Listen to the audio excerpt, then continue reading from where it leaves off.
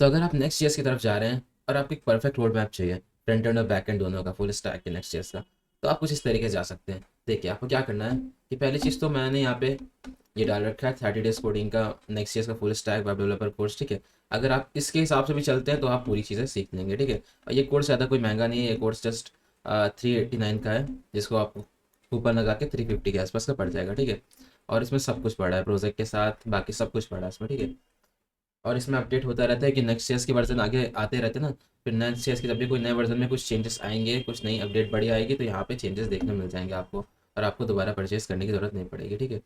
तो इसकी लिंक भी डिस्क्रिप्शन में डाल देता हूँ। बाकी हम लोग देखते हैं क्या क्या हमें सीखना है रोड मैप में, तो हमें किस तरीके से चलना पड़ेगा। तो देखिए सबसे पहले हम देखना पड़ेगा हमें कि नेक्स्ट ईयर्स क्या है, ठीक है। पहले हमें पता होना चाहिए ना कि what is next years, next years है क्या, पहली चीज़ तो, ठीक है। और नेक्स्ट ईयर से क्यों यूज़ कर रहे हैं हम लोग यहाँ पे, वाई नेक्स्ट ईयर्स, ये दो चीज़ें, ये टॉपिक बहुत इंपॉर्टेंट है, ठीक है। ये टॉपिक्स आपको बताने चाहिए, क्यों नेक्स्ट ईयर्स और क्या है नेक्स्ट ईयर्स, ठीक है।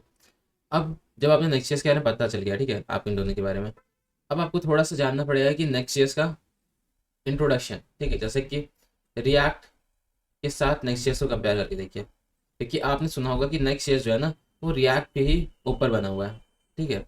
तो इसका मतलब क्या है, ये भी आपको समझ में आना चाहिए कि क्या मतलब है इसका, रिएक्ट और नेक्स्ट ईयर से क्या दोनों में डिफरेंसेस है या दोनों में क्या सिमिलरिटीज़ है, तो ये पता होना चाहिए आपको, ठीक है। फिर आपको शुरुआत करना है फ्रंट एंड के पार्ट से। तो फ्रंट एंड में आपको क्या करना है, HTML को, तो जब आप वेबसाइट का स्ट्रक्चर बना रहे होंगे तो आपका HTML काम करेगा।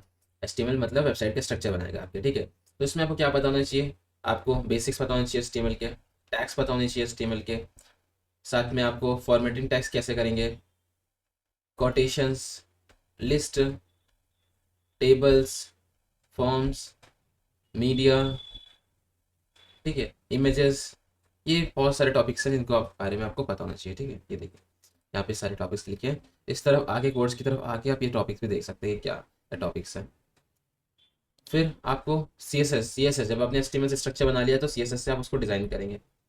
तो आप टेक्स्ट को कैसे डिज़ाइन करेंगे, वापस अच्छा कैसे बनाएंगे, लिंक्स कैसे अच्छी बनाएंगे, ठीक है, लिस्ट के साथ कैसे काम करेंगे, टेबल्स के साथ कैसे काम करेंगे, फॉर्म्स को कैसे अच्छा करेंगे आप, और उसके बाद कैसे कैसे सेलेक्टर्स होते हैं इसमें, बॉर्डर्स में क्या क्या होता है, मीडिया क्यूरी क्या क्या होता है, ठीक है। मीडिया क्यूरी यूज़ होती है अगर हमें इसको रिस्पॉन्सिव बनाना है, कि हमारा जो PC पे CSS थोड़ा अलग दिखता है और फ़ोन पे CSS हमें थोड़ा अलग दिखाना है, ठीक है, अपनी वेबसाइट को थोड़ा अलग दिखाना है, तो हम इसको यूज़ करते हैं। बॉक्स मॉडल कैसे काम करता है, और फ्लेक्स बॉक्स, ग्रिड, ये सारी चीज़ें आपको पता होनी चाहिए, ठीक है। और ये बहुत सारी चीज़ें, कलर्स हैं, बैकग्राउंड्स है ना। तो ये आपका CSS कंप्लीट हो गया। अब देखिए CSS तो कंप्लीट कर लिया, अब आप क्या करिए कि CSS को थोड़ा ईजी करने के लिए आप टेलविंड CSS कर लीजिए, ठीक है। तो इससे आपका CSS थोड़ा ईजी हो जाएगा इसको लिखना, इसमें कम लाइंस में आप अच्छे से CSS लिख पाएंगे। तो आप टेलविंड CSS आपने सीखना शुरू कर दिया, ठीक है। टेलविंड CSS को सबसे अच्छा सीखने का तरीका यही है कि आप एक क्या करिए कि डॉक्यूमेंटेशन टेलविंड CSS का उठाइए, और उसमें के ज़रिए उसके ज़रिए कोई एक छोटा सा प्रोजेक्ट बनाइए, ठीक है। अब आपको क्या करना है कि अब आपको थोड़े प्रोजेक्ट्स बनाने हैं। HTML CSS आपने सीख लिया, तो HTML प्लस CSS से प्रोजेक्ट बनाइए, ठीक है। पहली चीज़ आप बना सकते हैं एक E-कॉमर्स ऐप, और दूसरा प्रोजेक्ट आप बना सकते हैं यहाँ पे कोई पोर्टफोलियो साइट बना सकते हैं, ठीक है। और भी चीज़ें बना सकते हैं, लेकिन 2 प्रोजेक्ट मिनिमम बना लीजिए।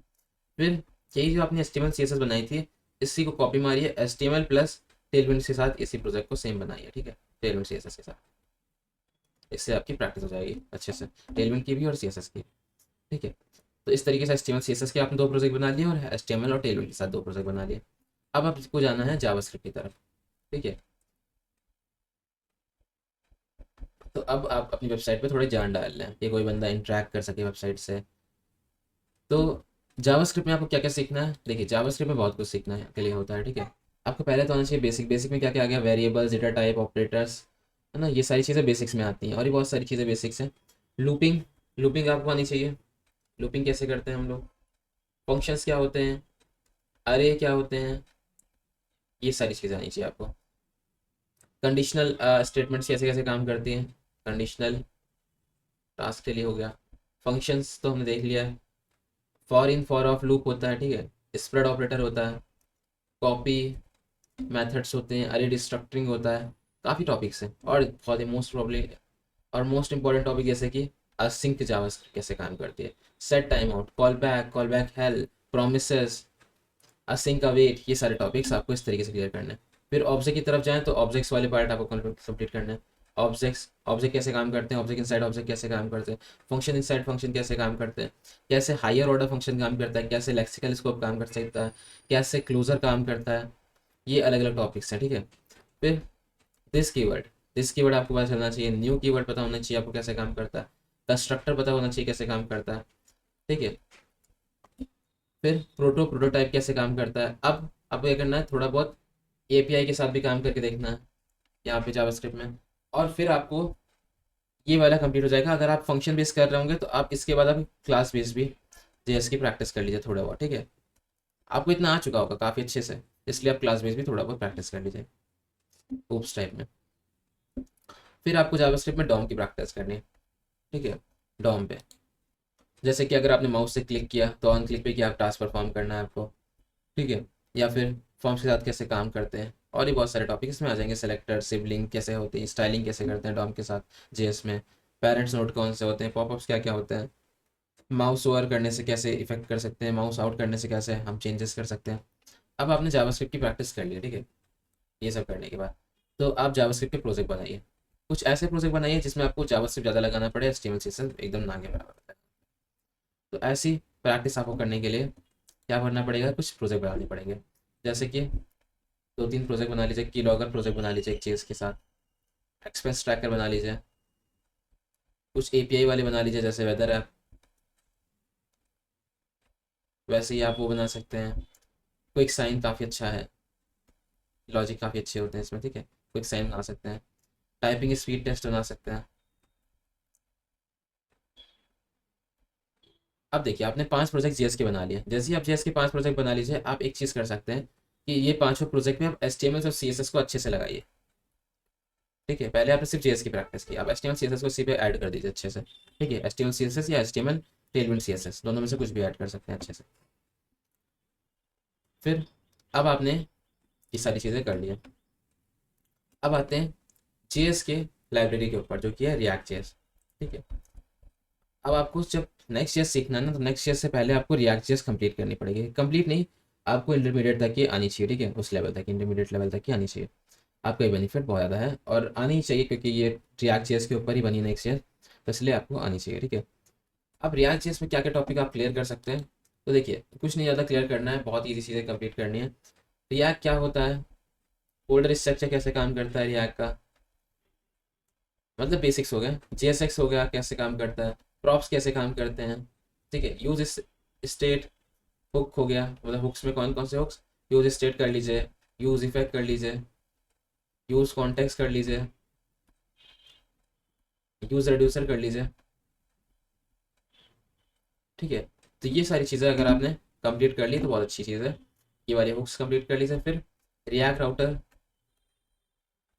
कर लीजिए। फॉर्म वैलिडेशन कैसे कैसे काम करता है उसको कर लीजिए, ठीक है। और अगर आपको हुक्स में थोड़ा और डीप में जाना होगा तो और भी हुक कर लीजिए, जैसे कि use layout effect, use context, use ref, use memo, ये सारी चीज़ें। वरना आप इतना करने के बाद आप अच्छा खासा जा सकते हैं नेक्स्ट ईयर्स की तरफ। लेकिन ठीक है, उससे पहले आप प्रोजेक्ट बना लीजिए, प्रोजेक्ट रिएक्ट जेएस के बना लीजिए। तो रिएक्ट जेएस के कैसे कैसे प्रोजेक्ट आप बना सकते हैं, तो पहले तो आप मिनी प्रोजेक्ट बना लीजिए, ठीक है। मिनी प्रोजेक्ट में आप क्या क्या बना सकते हैं, बहुत कुछ बना सकते हैं। पीएमआई कैलकुलेटर बना सकते हैं,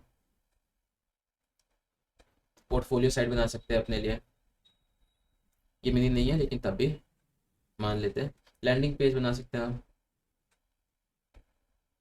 तो आप रिएक्ट जेएस प्लस टेलविंड से बनाइए कुछ ऐसे लैंडिंग पेज हो गया तो बहुत अच्छा बन जाएगा। फिर आप क्या बना सकते हैं, कुछ एपीआई वाला बना लीजिए, वेदर ऐप बना लीजिए।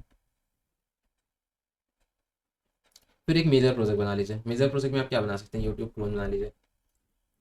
आपकी मर्जी, जो भी क्लोन बनाना हो तो बना लीजिए, ठीक है। यूट्यूब क्लोन ज़्यादा सही रहेगा आपके लिए, ठीक है।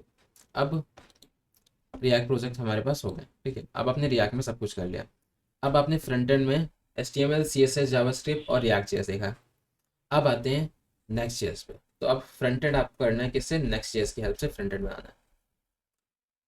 तो अगर आपको नेक्स्ट जेएस की हेल्प से फ्रंट एंड बनाना है तो आपको क्या करना पड़ेगा, पहले तो आपको नेक्स्ट जेएस के बारे में आपको पता चल गया कि व्हाट इज नेक्स्ट जेएस, क्यों यूज़ कर रहे हैं। अब आपको प्रोजेक्ट स्ट्रक्चर बनाना है इसका, समझना है मतलब प्रोजेक्ट स्ट्रक्चर कैसे काम करता है अच्छे से।